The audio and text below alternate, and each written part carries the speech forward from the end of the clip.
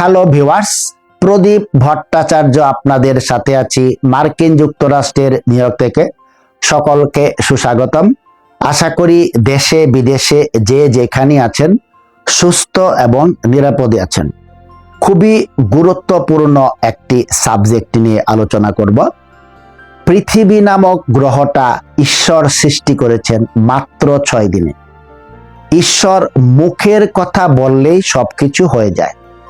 হও অথবা কোন বললেই তৎক্ষণাৎ সৃষ্টি হয়ে যাচ্ছে, এবং ধ্বংস হও বা ফাইয়া কোন বললেই ধ্বংস হয়ে যাচ্ছে।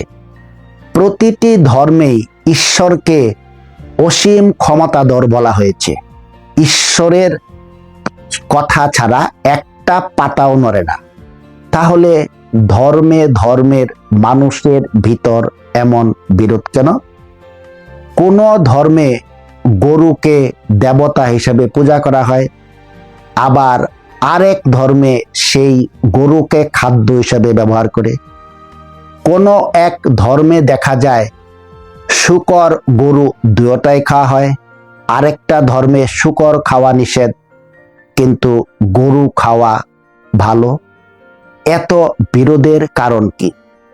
দেখা যায় একই ধর্মের অনুসারী কিন্তু ভয়াবহ সংঘর্ষে লিপ্ত।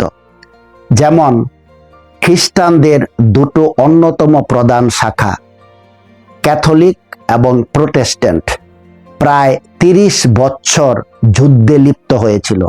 কয়েক মিলিয়ন লোক নিহত হয়েছে। ইসলামের দুটো অন্যতম গ্রুপ, শিয়া এবং সুন্নি, আপনি ইন্টারনেটে সার্চ করলে দেখবেন কত কোটি লোক নিহত হয়েছে। এই ধর্মীয় বিরোধের কারণ কি? ঈশ্বর যদি অসীম ক্ষমতার অধিকারী হন, তিনি তো পারেন এগুলো রোধ করতে, যার কথা মাত্র সবকিছু সৃষ্টি হয়ে যাচ্ছে। এমন তো নয় ঈশ্বর আগে ক্ষমতাবান ছিলেন, এখন তার ক্ষমতা কমে গেছে। যেমন সূর্য নামক যে নক্ষত্রটা, সেটা আগে যা তাপ বিকিরণ করত বর্তমানে কিন্তু তাই করে। সেটা যদি ব্ল্যাক হোলে পতিত না হয়, সূর্যের ক্ষমতা একই থাকে, তার বিন্দুমাত্র তাপ বিকিরণের প্রবণতা বা ক্ষমতা লোপ পায়নি। ঈশ্বরের ক্ষেত্রেও তাই। ঈশ্বর কোনো অবস্থাতেই তার দায়িত্বগুলো অবহেলা করতে পারেন না। এই বিস্তারিত কিছু আলোচনা করব এই দিকগুলো নিয়ে। আসলে ঈশ্বর এক। আমরা যারা মানুষ নামক প্রজাতি, হোমো সেপিয়েন্স, যার বৈজ্ঞানিক নাম, এক এক দেশের জলবায়ু এবং পরিবেশগত কারণে ভিন্ন ভিন্ন ধর্মের আমরা সৃষ্টি নিজেরাই করি। যেমন মনে করুন, ইসলাম ধর্মে কবর দেওয়ার রীতি আছে। ইসলাম ধর্মটার উৎপত্তি সৌদি আরবে। সেখানে নদী নালার সমস্যা, যার কারণে কবর দেওয়ার সিস্টেম চালু হলো। ভারতে মূলত হিন্দু, বৌদ্ধ, জৈন এদের আবির্ভাব দেখা যায়। ওইসব জায়গাতে জল নদীর পরিমাণ বেশি, কাজেই সব দেহ দাহ করার বিধান চালু হয়েছে।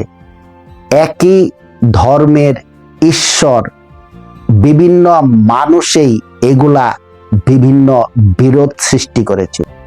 ধর্মগুলার বিরোধ যে মানুষেরই সৃষ্ট, তার দু একটা নমুনা তুলে ধরতে চেষ্টা করছি। যেমন ইসলাম ধর্মের উৎপত্তি সৌদি আরবে। ওখানে কিন্তু দুম্বা কুরবানি দেওয়া হতো, কিন্তু ইসলাম যখন ভারতে আসলো তখন দেখলো আরেক ধর্মের লোকেরা গরুকে দেবতা হিসেবে মানে। সেই বিরোধ থেকেই তারা দুম্বার পরিবর্তে গরুকে খাদ্য হিসেবে ব্যবহার শুরু করলো। এটা কিন্তু মানুষ সৃষ্ট।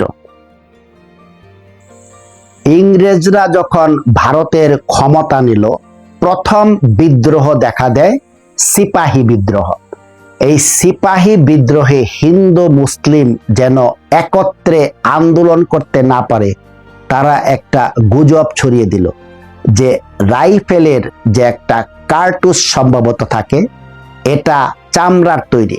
তারা প্রচার করলো এই চামড়াটা গরু এবং শূকরের মিশ্রণ দিয়ে তৈরি। যারা সোলজার ছিল হিন্দু মুসলিম, তারা ভয়ে এটা টাচ করতে সাহস করলো না, যার কারণে সহজেই ইংরেজরা ওই বিরোধটা নিবৃত্তি করতে পেরেছিল। যারা রাষ্ট্র ক্ষমতা চালান তারা জানেন মানুষের ধর্মীয় বিরোধ কতটা স্পর্শকাতর, কাজেই তারা ধর্মে ধর্মে বিরোধ লাগিয়ে দিয়ে তাদের ক্ষমতাগুলা নির্বিঘ্নে তারা পরিচালনা করেন। যেমন ইলেকশনের যখন সময় আসে তখন দেখবেন ভারতীয় উপমহাদেশে সাম্প্রদায়িক কিছু সমস্যা তৈরি হয়, রাজনৈতিক নেতাগুলা তার ফায়দা লোটে। এখন ঈশ্বরের এত ক্ষমতা, ঈশ্বর কি পারেন না এগুলো বদ্ধ করতে? যিনি এত ক্ষমতার অধিকারী অথবা এত করুণাময়, মানুষের যে ধর্মীয় বৈচিত্র্যতা, এটার কারণ মানুষ নিজেই। আপনি মনে করুন, প্রতিদিন যদি একই খাবার আপনি খান তাহলে আপনার অরুচি ধরবে। কাজেই ধর্মে ধর্মে এই বৈচিত্র্যতা মানুষে নিজেই সৃষ্টি করেছে। একই ধর্ম দেখবেন একই মহাদেশে এক এক রকম ভাবে পালিত হচ্ছে। এগুলো মানুষেই এগুলা তাদের নিজের প্রয়োজনে ধর্মের রীতিনীতিগুলা সৃষ্টি করেছে। হিন্দু বা সনাতন ধর্মের উৎপত্তি ভারতীয় উপমহাদেশে, এবং হিন্দুরা অনেক পশু পাখির পূজা করে থাকে।